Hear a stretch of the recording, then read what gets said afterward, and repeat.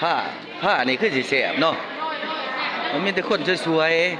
ๆจ้ากันหน่อยโหลเออโนเจเนาะ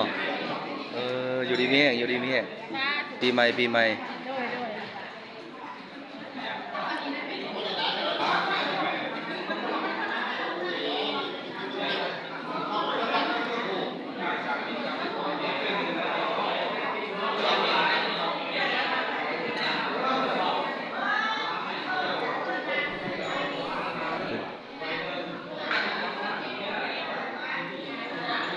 หมอลำหมอลำใส่หมอลำใส่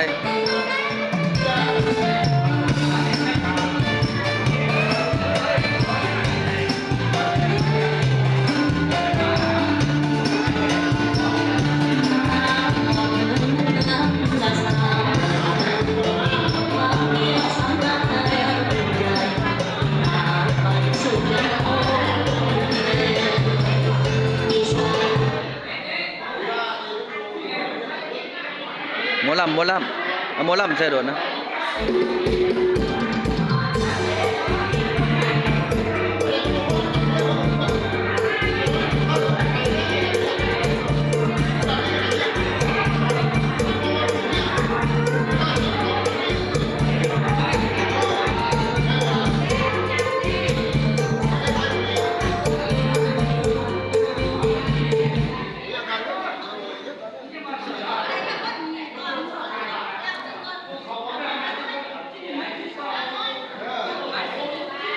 เนี่ยคู่เจ้าก็